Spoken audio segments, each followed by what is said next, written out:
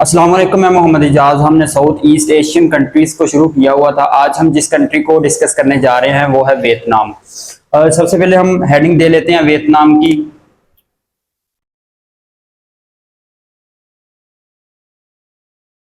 ये आपको मैप में वियतनाम नजर आ रहा होगा। ये पहले दो हिस्सों में डिवाइड था। ये कंट्री जो है ये नॉर्थ वियतनाम और साउथ वियतनाम के नाम से जाना जाता था, लेकिन 1976 के बाद जो है वो पेरिस पीस अकॉर्ड होता है और दोनों जो कंट्री हैं वो यूनाइट हो जाते हैं और एक ही कंट्री बन जाता है जिसे हम आज वियतनाम के नाम से जानते हैं। ठीक है, सबसे पहले हम इसके कैपिटल को देख लेते हैं। अगर इसके कैपिटल की बात की जाए तो वो है हानोई। इसका कैपिटल है। इसकी जो करेंसी है वो है डोंग और इसकी फेमस सी पोर्ट है एक, उस सी पोर्ट को हम कहते हैं हो ची मिन। ये इसका फेमस सिटी और फेमस सी पोर्ट है। ठीक है, ये आपने याद रखना है, ये इधर है हो ची मिन। और अगर मैं वियतनाम वॉर के बारे में देखूं तो 1954 से लेकर 1975 तक जो है ये वियतनाम वॉर चलती है between north and south Vietnam. जो नॉर्थ वियतनाम आपको नजर आ रहा है इसको रशिया और चाइना सपोर्ट करता है, और जो साउथ वियतनाम आपको नजर आ रहा है इसको यूएसए सपोर्ट करता है और नेटो पावर्स इसको सपोर्ट करती हैं। असल में ये कोल्ड वार का ही रहा होता है और कम्युनिस्ट और कैपिटलिज्म के दरमियान जो है ये जंग होती है। यूएसए जो है वो अपनी 60,000 आर्मी भेजता है साउथ वियतनाम की सपोर्ट में, लेकिन रशिया और चाइना की वजह से जो है उसकी सपोर्ट की वजह से ये आर्मी जो है वो मारी जाती है। तकरीबन 58,000 अमेरिकन जो फौजी है वो मारे जाते हैं इस जंग में और अमेरिका हार जाता है और कम्युनिज्म जो है वो जीत जाता है। ठीक है, ये आप नोट कर लें।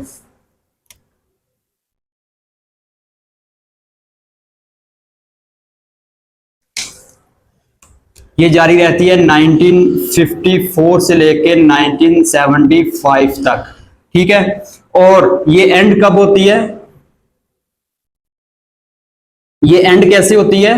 ये पेरिस पीस अकॉर्ड के तहत, जो कि 1976 को साइन होता है और इससे जो है ये दोनों कंट्री यूनाइट कर जाते हैं। ठीक है, इन दो कंट्रीज को डिवाइड कौन सी लाइन करती है ये पेपर में ये पूछा गया है। ठीक है, ये ऊपर आपको नॉर्थ वियतनाम नजर आ रहा है, नीचे आपको साउथ वियतनाम नजर आ रहा है। ठीक है, ये जो लाइन है ये 17 पैरेलल लाइंस है जो कि दोनों कंट्रीज को डिवाइड करती है। ठीक है, ये आप लिख लें 17 parallel lines divide north and south Vietnam. ठीक है, ये आपने याद रखना है। अब हम इससे अगला कंट्री जो कंबोडिया आपको मैप में नजर आ रहा है ये, ठीक है, हम इसको डिस्कस कर लेते हैं। सबसे पहले इसकी आप हेडिंग दे लें कंबोडिया। ठीक है, किसी बच्चे ने रिक्वेस्ट भी की थी इस कंट्री के लेक्चर के हवाले से। ठीक है, जो पेपर में पूछा जा सकता है वो मैं आपको करवाऊंगा और जो पूछा जाएगा वो हम आज डिस्कस करेंगे। सबसे पहले इसका जो हम कैपिटल है वो देख लेते हैं। इसका जो कैपिटल है वो है फोनम पेन, पेपर में पूछता है, ये इसका कैपिटल है। ठीक है, अगर इसकी करेंसी की बात की जाए राइल जो है इसकी करेंसी है, और इसका जो ओल्ड नेम है वो है कंपोचिया। ठीक है, बट ऑन 1973 को जो है ये नाम चेंज कर दिया जाता है और इसका नाम कंबोडिया रख दिया जाता है। ठीक है, और अगर मैं बात करूं इसका जो मेन फूड है वो है राइस। ठीक है, ये जितने भी कंट्रीज आपको नजर आ रहे हैं फिश और राइस जो है इनका मेन फूड है। ठीक है, ये आपने याद रखना है। और दुनिया में कंबोडिया की वाहिद लैंग्वेज है जिसके 74 अल्फाबेट्स हैं। ठीक है, सबसे ज्यादा अल्फाबेट्स कंबोडियन लैंग्वेज के है। ठीक है, ये आपने याद रखना है 74 अल्फाबेट्स। और दुनिया का ओल्डेस्ट और लार्जेस्ट जो मंदिर है, ये टेंपल है, वो कंबोडिया में पाया जाता है। ठीक है, उस मंदिर को हम कहते हैं अंगोर what temple. Angor what temple ये दुनिया का ओल्डेस्ट और लार्जेस्ट टेंपल है जो कि कंबोडिया में पाया जाता है। ठीक है, अब हम सिंगापुर को देख लेते हैं कि उसमें से कौन से क्वेश्चन बनते हैं, हम उसको डिस्कस कर लेते हैं। ठीक है, ये आपको मैप में सिंगापुर नजर आ रहा होगा। ठीक है, एक छोटा सा कंट्री जो कि एक सिटी पे मुश्तमिल है।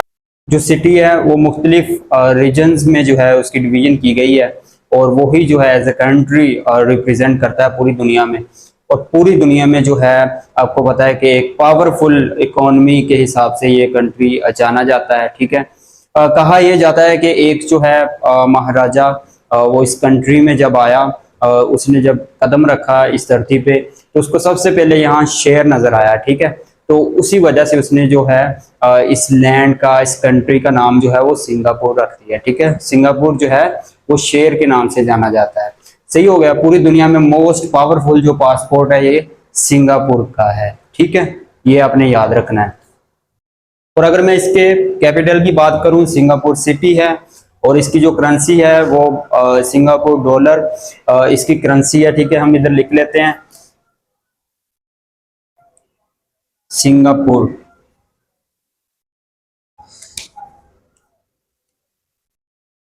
डॉलर इसकी जो है वो करेंसी है, और सिंगापुर सिटी जो है इसका कैपिटल है।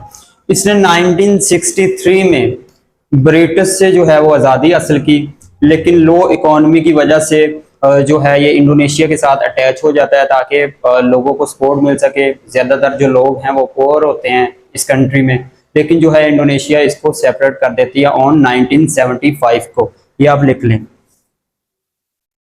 1963 में इसको इंडिपेंडेंस मिलती है, और ये ज्वाइन किसको कर लेता है, इंडोनेशिया को।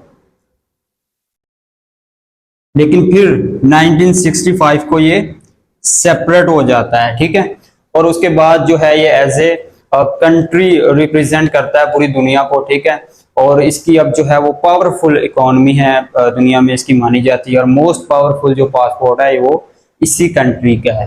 ठीक है, अगर इसकी एयरलाइंस की बात करें, सिल्क एयरलाइन, सिंगापुर एयरलाइन जो है वो इसकी फेमस एयरलाइंस हैं जो कि दुनिया में जानी जाती हैं।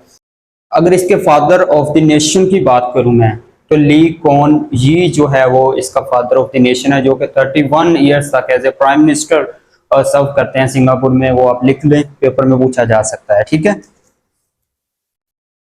ली कॉन यी।